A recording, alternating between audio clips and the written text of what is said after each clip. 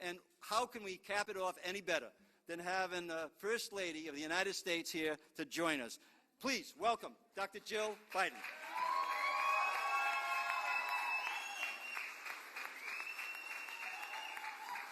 Thank you. Thank you very much. Gosh.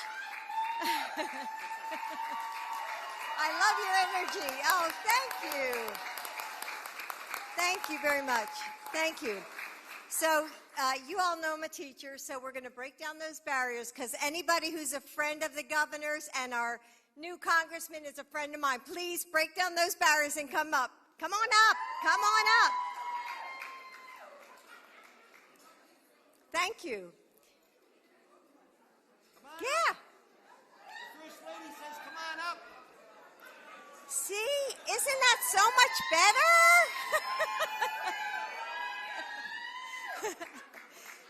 See, don't friends just gather together? Yes.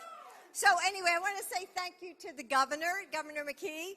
You know, as he said, I just had the chance to visit Rhode Island College with Dan and your First Lady, Susan, who, as you all know, is a fellow educator.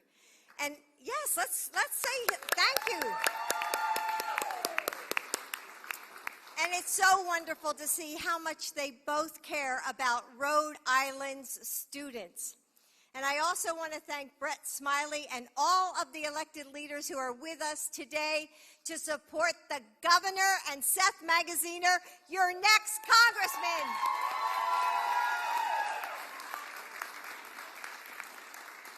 And I love that some of you brought kids with you because they get to see how government works, how good government works. So thank you to the kids for being here today.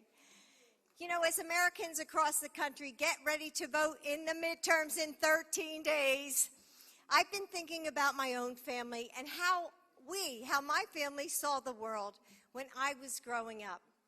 And there were a lot of things that shaped my life.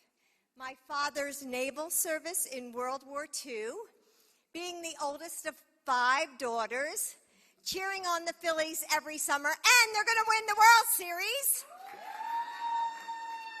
And those were the things that helped me make me who I am today. But what wasn't a big part of my life then was politics.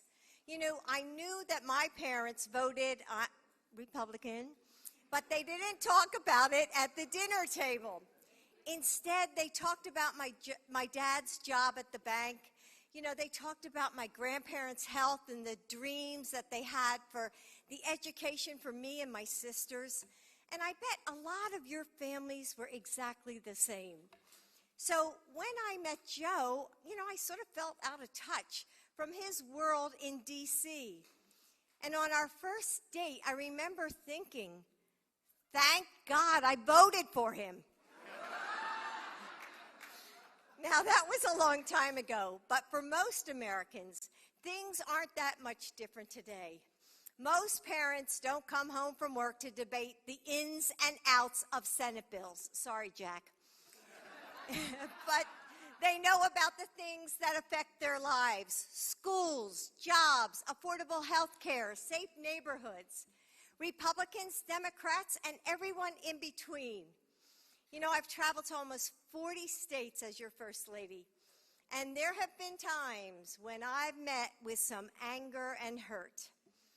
But, you know, I've also seen how a kind word or gesture can just relax someone's shoulders just a little bit, can open their heart to what you have to say, even when you know that they'll never agree with you.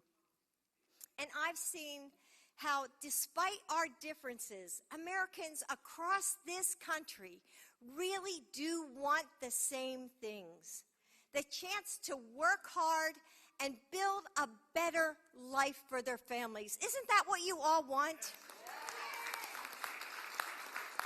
So when extremists attack rights that the vast majority of Americans support, like a woman's right to choose, or when they stand in the way of affordable prescriptions or clean energy, they are letting down all Americans.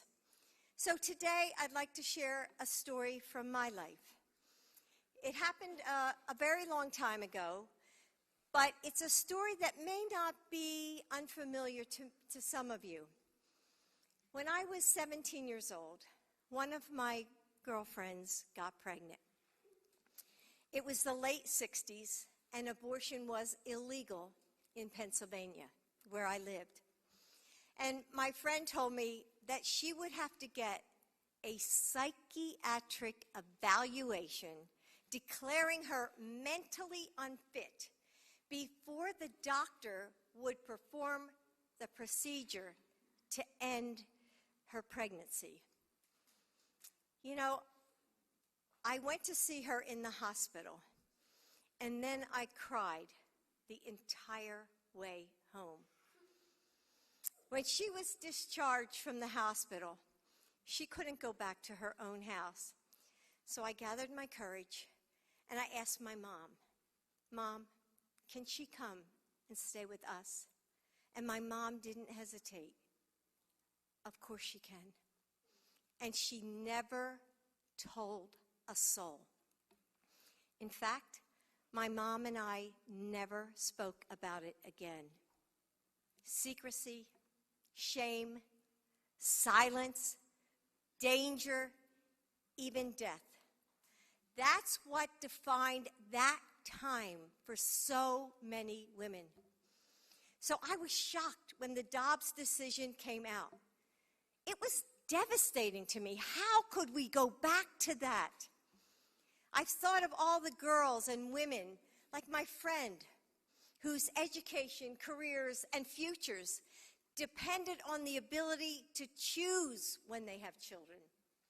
I thought of the countless women who stood up for that freedom and the men who fought beside them, everyone who organized for change and voted for justice.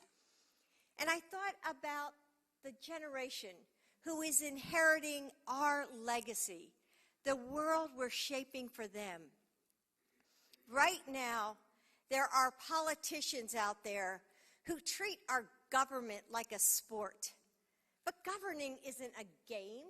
There's no us versus them, no teams to root for or against. We're just people, Americans from all walks of life who deserve hope.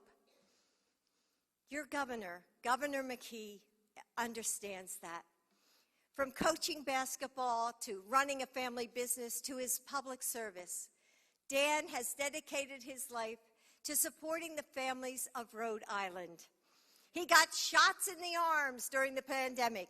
He's overseen one of the lowest unemployment rates on record and made sure that you all had tax relief.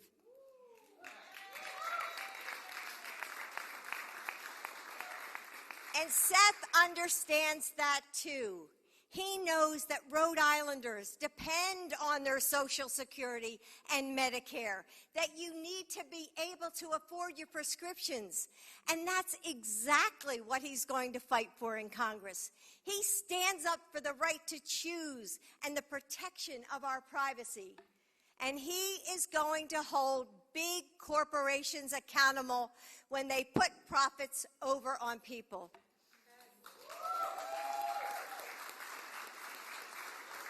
You know, you, and thank you, elected my husband Joe because he knows how to get things done.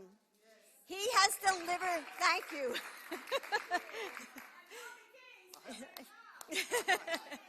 He did it with a slim majority in Congress. Just imagine what he could do with more partners like Seth in Washington.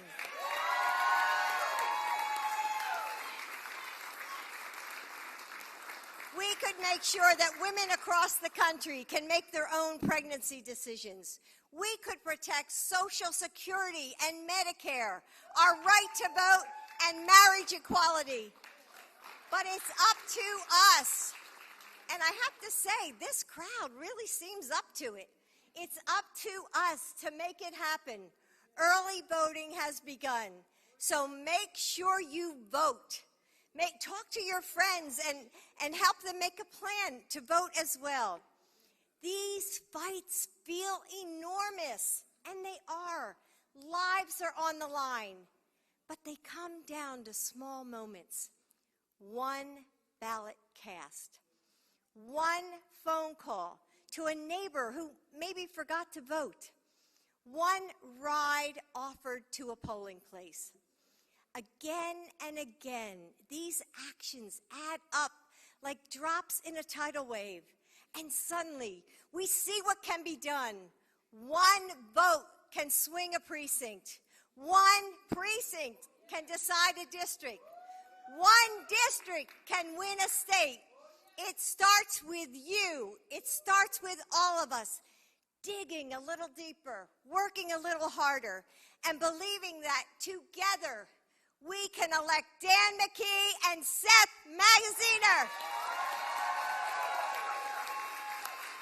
Together, here they are, together, they will win.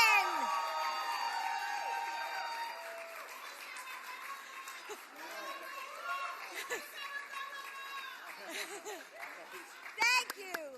Thanks for being all your support. Thank you so much.